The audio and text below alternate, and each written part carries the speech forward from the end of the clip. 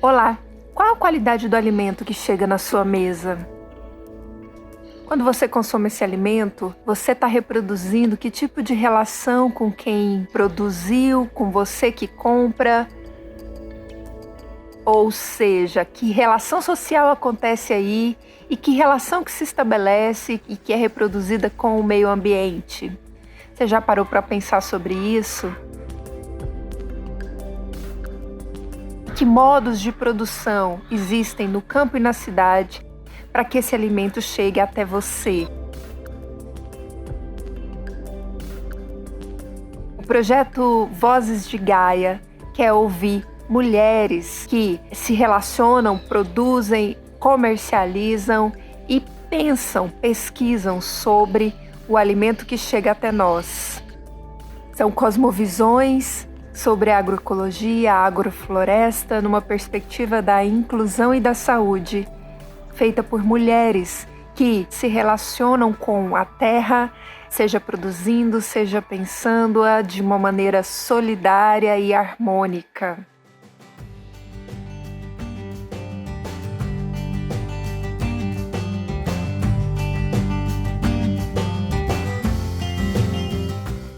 A minha conversa toda vai ser nesse lugar de quem pensa a agroecologia enquanto uma cosmovisão, enquanto uma visão de mundo, enquanto uma perspectiva de ser e de estar no mundo.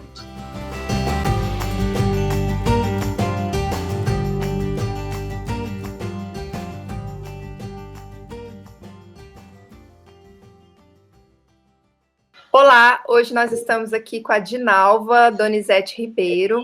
A Dinalva é nossa convidada no encontro de hoje e ela é geógrafa, tem mestrado e doutorado com ênfase em geografia agrária e pós-doutorado em ciências sociais com ênfase em sociologia rural. A Dinalva também tem uma experiência de vida muito interessante, porque ela nasce numa família camponesa, né, e vive em diversas comunidades camponesas, então todo esse repertório acadêmico que ela construiu tem como base essa vivência também com a terra como camponesa. Seja muito bem-vinda, Dinalva, aqui no nosso bate-papo. E eu vou passar a palavra para você, começando a perguntar para você já sobre a ideia de agroecologia, agrofloresta, produção orgânica. Muitas vezes a gente confunde esses termos. Quem nos assiste, as pessoas em geral, não entendem a diferença dessa terminologia. Você poderia explicar assim, o que significa a agroecologia, a agrofloresta e produção orgânica, para ficar um pouco mais fácil para quem nos assiste? Oi, Lara. Obrigada pelo convite para estar com vocês, conversando sobre esses temas todos que me são tão caros, são muito preciosos para mim. A agroecologia, às vezes ela aparece como uma ciência, a agroecologia enquanto ciência é pautada dessa forma pelos pesquisadores, pelas pesquisadoras, às vezes ela aparece como uma técnica, e eu lido com a agroecologia como uma cosmovisão. Eu e outras pesquisadoras, outros pesquisadores. Eu lido com a agroecologia enquanto uma cosmovisão.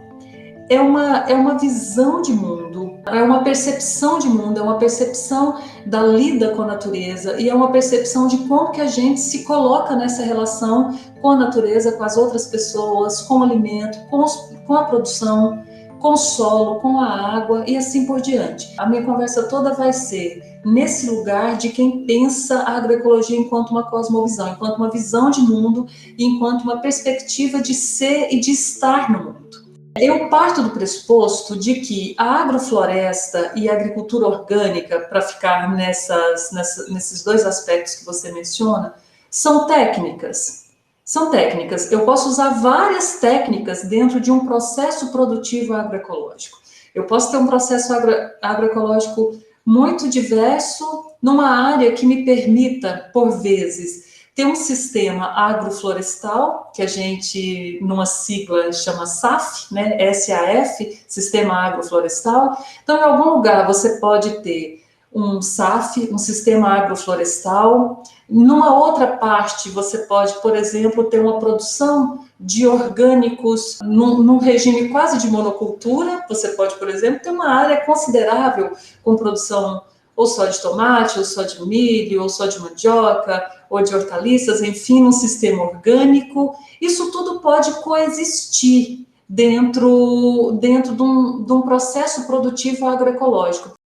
Nesse sentido, você poderia explicar um pouquinho melhor, a partir desse ponto de vista que você traz, dessa cosmovisão,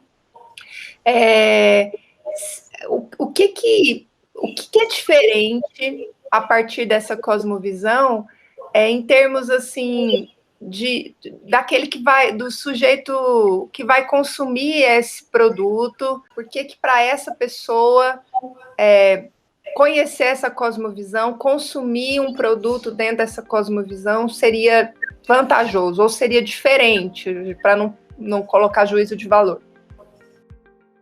Quando a gente pensa, né, do ponto de vista da agroecologia e age do ponto de vista da agroecologia, no conjunto das relações que são consideradas, que nós mencionamos há pouco, está também a relação com quem consome, a relação com quem compra, a relação com quem come aquilo que é produzido. Até porque, em grande parte das vezes, quem vai comer são as próprias pessoas envolvidas na produção, a família, os colaboradores, funcionários, enfim, quem está envolvido no processo produtivo. Logo, quem consome, quem compra, invariavelmente vai estar se valendo de um alimento ou de um produto, porque às vezes nem sempre é só alimento, né? Tem outros produtos também, mas vai estar se valendo de um produto de uma qualidade muito maior. E quando esse produto é o alimento, quando estivermos falando de alimento propriamente, sem dúvida vai estar se valendo de um alimento de qualidade maior, um alimento muito mais nutritivo. Via de regra, respeita os tempos da natureza, é um alimento que tem uma qualidade também derivada da sazonalidade, os alimentos produzidos no tempo certo. O alimento da época da chuva, o alimento da época da seca, né? Falando aqui no caso nosso de Cerrado, de Goiás, Cerrado, que nós temos duas estações do ano muito bem marcadas, né? A época das águas, a época da seca. Então, um alimento produzido no seu tempo, no tempo adequado, no tempo dele, no tempo da natureza, é um alimento que carrega características nutritivas, nutricionais muito melhores.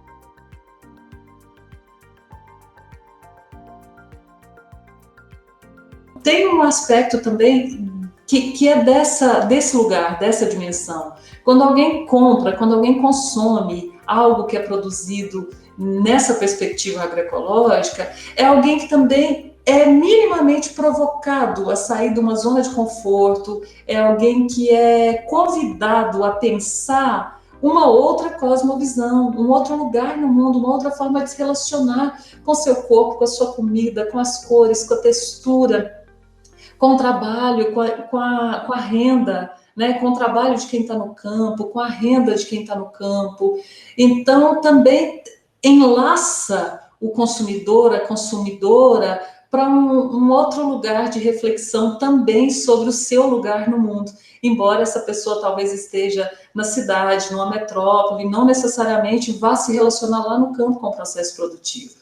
Então, uma cosmovisão agroecológica, ela envolve todos esses aspectos da terra, do solo, da água, das pessoas, dos animais, das sementes, dos vegetais, de quem planta, de quem come, as estratégias de comercialização, a relação com os mercados. É algo muito mais amplo do que uma técnica, a meu ver, do que uma técnica propriamente, e também, a meu ver, é algo muito mais amplo do que uma ciência. Por isso beira essa dimensão de cosmovisão. A agroecologia, a gente pode dizer que, enquanto cosmovisão e também enquanto técnica, ela é capaz de produzir, assim, sem agrotóxicos? Refletindo sobre os rumos que nós damos, né, para as nossas relações enquanto sujeitos, enquanto seres na sociedade humana, a tendência é que a gente vá buscando cada vez mais autonomia nos processos e que a gente vá cada vez mais também pensando a consequência das nossas ações e das nossas escolhas, o rebatimento, né, das consequências das nossas escolhas para o restante da sociedade. Então, quando a gente olha dessa forma, cada vez menos a gente quer um alimento de qualidade baixa, de qualidade inferior, e um alimento que contenha traços que possa gerar problemas de saúde, que possa gerar complicadores físicos por conta dos resíduos químicos, né, que os agrotóxicos deixam. Logo, quando a gente está falando dessa cosmovisão agroecológica, a gente pensa, do ponto de vista da técnica, muito mais numa transição agroecológica, que é quando as pessoas que vão sendo contaminadas e contagiadas por essa outra dimensão, né, essa outra forma de ver e de se posicionar no mundo e no processo produtivo, essas pessoas vão fazendo esse caminho de transição. E aí tem uma coisa que é muito importante a gente pontuar. Nem tudo que é orgânico é agroecológico, e o contrário também é verdade. Nem tudo que é agroecológico é orgânico. Vou tratar essas duas questões. Vou começar pela primeira que eu pontuei. Nem tudo que é orgânico é agroecológico. Nós temos experiências muito consolidadas no Brasil e no mundo de produção orgânica, certificada, devidamente certificada, com selo, autorizada para comercialização como produto orgânico, mas que não carrega em si um processo agroecológico, em alguns casos. Se a gente for verificar o processo produtivo, por exemplo, nas fazendas, a gente vai encontrar exploração de mão de obra, trabalho insalubre, remuneração abaixo do que deveria. A gente vai encontrar um alto grau de uso de material plástico derivado de petróleo, que compromete em algum nível a sustentabilidade daquele processo.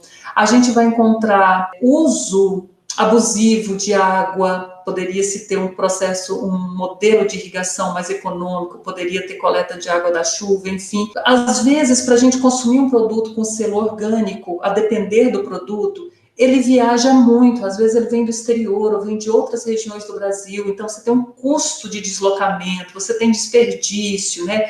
Isso tudo não desqualifica esse produto enquanto orgânico, muito pelo contrário, é um produto certificado e corretamente certificado, ele é orgânico. Mas o processo dele não é agroecológico, porque ele não considera outras dimensões nas relações humanas, nas relações sociais, nas relações de trabalho, na relação com a terra. Às vezes a gente identifica simplesmente uma substituição de insumos. Você tira o insumo químico, né, os agrotóxicos, adubos, enfim, todos os insumos químicos, e coloca um insumo que não é de síntese química, que tem origem orgânica. Mas o processo produtivo segue muito parecido com o processo anterior. Monocultura, extensas áreas plantadas, cultivadas com uma única espécie, que nós sabemos que compromete muito a sociobiodiversidade de um determinado território, enfim. Nem tudo que é agroecológico é orgânico, também. Porque, às vezes, a depender da estrutura de uma unidade produtiva, da forma como aquele grupo ali, a família, empresários, seja lá quem for, né, a pessoa que é proprietária daquela área, responsável por aquela área, a depender de como ela vinha produzindo, a depender de como ela estava lidando com o solo, ela não consegue imediatamente mudar tudo que ela vinha fazendo e ir para um parâmetro agroecológico e orgânico de um minuto para o outro. Então, a gente lida com essa dimensão da transição agroecológica, até que aquele espaço entre num processo de equilíbrio com a biodiversidade que está ali, com todos os insetos, com todos os fungos, com todas as espécies vegetais, com todas as sementes, né? E isso tudo vai entrando num processo de equilíbrio até que as coisas se estabilizam e fiquem organizadas, né? Tem um outro argumento que eu acho que é muito corriqueiro, para quem nos assiste provavelmente já ouviu falar sobre isso, que esse tipo de produção agroecológica, até por todos os detalhes, né, que ela envolve, ela assim seria um tipo de produção mais adequado para ou para subsistência e para pequenas propriedades, ou para uma comercialização ali mais local. Nesse sentido, a gente pode pensar que isso corresponde à realidade, assim, e por que, né, que corresponde? Pois é, essa questão ela é muito interessante, porque ela toca num outro aspecto que tem a ver com a nossa cultura alimentar, né, que tem a ver com o fato do nosso paladar, assim como os nossos corpos foram disciplinados, né, foram roubados de nós mesmas, principalmente de nós mulheres, né, assim como os nossos corpos, os cabelos, enfim, tudo isso foi roubado e disciplinado, o nosso paladar, o nosso gosto, o sabor que a gente aprecia também foi roubado de nós e também foi disciplinado. Então, a gente vive um momento que ele é muito interessante, porque como a gente tem uma rede de possibilidade de deslocamento físico, seja dos produtos ou de deslocamento de informações e de conceitos e de experiências por meio de toda a virtualidade que está posta, esse contexto nosso disciplinou o nosso gosto e o nosso paladar. Mas hoje isso está muito sofisticado. Logo, nós temos uma alimentação extremamente pobre e limitada. Nós consumimos os mesmos alimentos todos os dias. E nós temos uma estrutura mundial, a qual a gente dá o nome de impérios agroalimentares, que são pouquíssimas empresas, pouquíssimas empresas que, se a gente for pegar os rótulos dos alimentos que a gente compra no supermercado, for ver a origem dele, for ver quem produziu e for ver aquela marca que supostamente produziu, a quem ela pertence e depois a quem ela pertence, a gente vai chegar em 4 grandes multinacionais que produzem, ou que pelo menos processam, não que produzem, mas que processam e comercializam o que a gente come. E aí tem toda uma campanha, tem todo um projeto mesmo político, midiático, econômico para disciplinar os nossos gostos. Então, a gente fica com a impressão de que a gente não pode sobreviver com alimento produzido localmente, porque a gente não vai conseguir comer na mesma quantidade e exatamente aqueles alimentos que estão disponibilizados no mercado, que é para os quais o nosso gosto está extremamente disciplinado. Então, tem uma coisa de cultura alimentar que nos faz negar, inclusive, aquilo que é fresco e aquilo que é do tempo, que é sazonal. Nós somos capazes de comprar um suco industrializado e artificializado, mas não somos capazes de ir ao quintal e pegar lá, seja o que for, aí cada pessoa traduz aí para o seu quintal, se é que tem um quintal, traduz aí para uma goiaba, para uma acerola, para uma manga, para um limão, para uma banana, traduz aí para o seu quintal, para uma amora, e pensa, né, assim, que nós temos essas opções em casa, mas nós fazemos opção de ir ao mercado porque tem uma história do fetiche para comprar aquilo, com aquela embalagem, com aquela propaganda, com aquela cor no rótulo, né?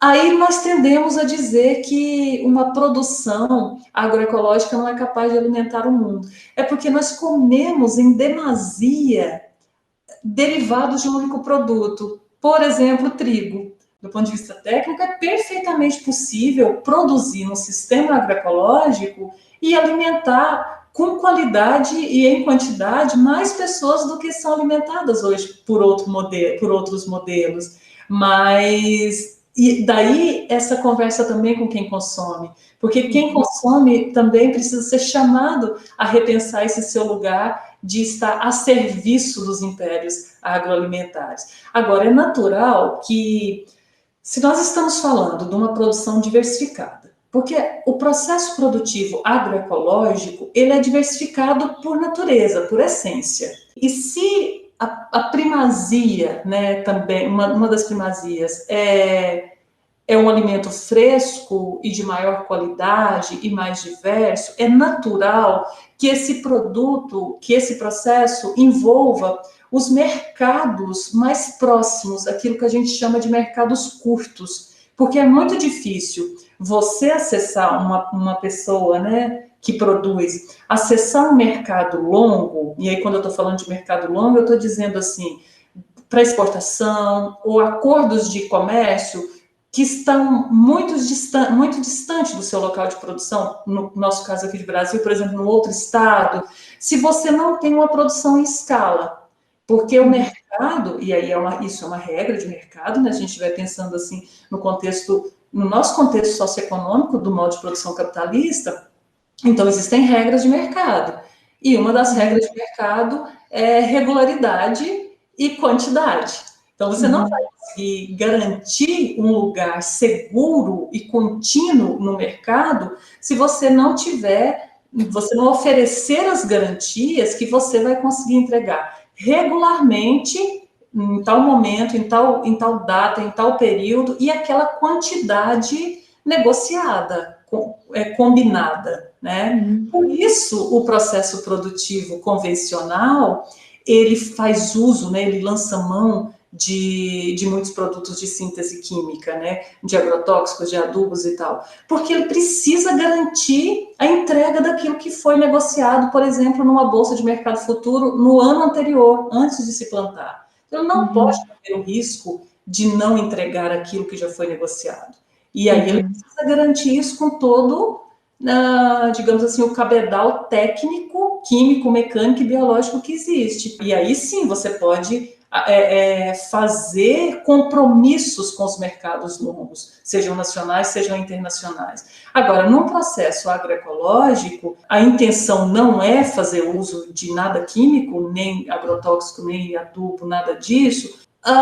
Os mercados curtos e próximos são os mercados mais apropriados, porque você consegue entregar considerando a sazonalidade e considerando o volume produzido, porque como você produz muita coisa juntos, tem uma semana que talvez você tenha muita abóbora, tem um momento que talvez você tenha muito feijão, mas você não vai desrespeitar o tempo da natureza e plantar num momento, por exemplo, que exigiria muita irrigação, simplesmente para garantir a sua fatia de mercado, porque você tem a consciência de que, a depender da época do ano, se você investir muito em irrigação, você compromete os cursos hídricos, você compromete o abastecimento de água de quem está mais adiante, porque você vai retirar muita água de um determinado curso d'água, de um rio, de um ribeirão. É um pouco antagônica, são cosmovisões diferentes. Você está pensando em uma produção, uma cosmovisão direcionada para mercado, para o alimento ser mercadoria e produzir capital. Essa é uma cosmovisão. E a cosmovisão da agroecologia não é essa, não é produzir mercadoria, é produzir comida, é garantir um abastecimento local, é garantir o abastecimento da família, é garantir um equilíbrio, garantir relações, né, mais harmônicas, mais verdadeiras, mais intensas, mais próximas, né? Eu queria que você comentasse um pouquinho mais essa perspectiva da agroecologia em relação aos recursos hídricos, né? A gente sabe, por exemplo, que existem plantações diversas, especialmente nesse modelo agronegócio, que acabam com a água de comunidades inteiras em nome da plantação, né? Na perspectiva da agroecologia, isso não faz muito sentido, não é? Sim, não faz muito sentido, porque é essa outra dimensão, né, de um cuidado que envolve também um cuidado com as pessoas de uma dada comunidade, né, não só o cuidado no processo produtivo em si, mas em todas as relações que envolvem ali uma comunidade. E água é algo muito sério, né, assim, a forma como a gente tem visto o mau uso e o desperdício de água é algo muito sério, é algo muito grave. A gente tem acompanhado algumas pesquisas, algumas disputas, né, algumas disputas territoriais mesmo, assim, que envolvem água Brasil afora. O Brasil tem muito pivô, né? Assim, tem regiões do Brasil, como aqui essa região de Goiás, que divide com Minas, aquela região de Cristalina em Goiás, e aí na divisa do outro lado, sendo Minas, é a região de Unai. Ali é uma região que tem muitos pivôs. E muitos. Se você pega uma imagem aérea ou passa por ali, né, a imagem aérea é melhor, você consegue ter uma visão mais ampla. Mas passando, viajando, você anda tempos muito longos, assim, em lavouras que são irrigadas por pivô. E isso implica em um uso intenso da água pelo ano todo, né? Você tem os processos, o cultivo também o ano todo, né? Então você não deixa o solo descansar, não tem um tempo de repouso, porque se você tem disponibilidade de água por irrigação mecânica, você pode plantar, colher e plantar em seguida, colher e plantar em seguida. Então veja que também isso se traduz num problema de exaustão de solo, porque quando a gente está no tempo da natureza, a gente ou deixa o solo em repouso, aguardando a próxima estação das águas, ou a gente aproveita aquele solo para plantar uma outra cultura que funciona bem com um período com menos águas. Então você acaba tendo uma rotação se você está no tempo da natureza. Então, agora o impacto sobre esse uso intensivo da água nas comunidades da região e em outras propriedades é algo seríssimo, porque a vazão da água fica altamente comprometida. E na agroecologia, do contrário, como a perspectiva é perseguir um equilíbrio, e aí eu digo perseguir porque nem sempre se chega, porque as coisas se desequilibram, né? É tudo muito dinâmico, é ter um movimento constante, mas pelo menos a intenção é perseguir um equilíbrio maior, perseguir relações mais éticas, menos antropocêntricas também, né? Observando outros elementos para além do elemento humano, né? Então, como o objetivo é perseguir esse equilíbrio, perseguir um respeito, né, coletivo e pelo coletivo, não é comum a gente ver esse uso abusivo de água, esse desrespeito com o solo, esse desrespeito com as espécies nativas, com os animais nativos e até mesmo com os animais domésticos. Então, não é comum. Não que isso não ocorra. É muito provável que se a gente for vasculhar, assim, Brasil afora, todas as experiências, que a gente vai se deparar com isso também. Mas, por exemplo, em processos agroecológicos, né, em casas, propriedades, enfim, sítios, é muito comum a gente ter a fossa de evapotranspiração, que a gente fala TEVAP, né, que é uma fossa que a gente cultiva bananeiras nela, né, que você faz toda uma estrutura com câmaras com pneu, brita, areia, e aí aquela própria estrutura recicla todos os resíduos que vieram do sanitário do banheiro da casa, né? E ali você pode plantar bananas, né? Por conta da estrutura do caule, enfim, você vai colher uma banana completamente segura, né? Mas dessa forma você suprime aquilo que a gente chama de fossa negra, que é essa fossa comum. Estou dizendo isso porque no campo a gente não tem a estrutura de tratamento de esgoto, nem na cidade a gente tem por completo, quiçá no campo. Então, aí, uma fossa como essa, a gente elimina a fossa que a gente chama da fossa negra, que está sempre infiltrando os resíduos e vai contaminar lençol freático, que vai contaminar os rios da mesma forma. Então, veja, aí a gente tem um cuidado com a água. É muito comum a gente ter em sítios, em comunidades que também são guiadas pela agroecologia, é muito comum a gente ter coleta de água da chuva e a construção das caixas quase sempre pela técnica do ferro-cimento, e ali acumula-se 60 mil litros d'água, 70 mil litros d'água, a depender do sítio da comunidade, são várias caixas com 50, 60 mil litros d'água de capacidade cada uma. Então, se você coleta bastante água no período de chuvas intensas, como nós tivemos agora, né? Março foi um ano que choveu muito, a gente garante água para irrigar por um bom período aqui nessa época que se inicia agora da seca. Então você precisa bombear menos água dos cursos do rio, do ribeirão, enfim, do que tem ali, ou mesmo de poço artesiano. Então veja que é comum na agroecologia essas outras técnicas, além da agrofloresta, que é uma técnica da produção orgânica, além dessas técnicas que envolvem o processo produtivo de plantio e de trato animal, né, da produção animal e vegetal em si, somam-se outras técnicas, às quais a gente dá o nome de tecnologias sociais, que são tecnologias criadas e adaptadas e experimentadas para tornar o sistema mais sustentável, um sistema mais autônomo, um sistema que tem autonomia com a água, com a produção de comida, com a produção dos insumos biológicos, né? São muitos insumos biológicos também para dar conta de combater os comilões, né, que vão para comer as hortas, enfim, as lavouras, né?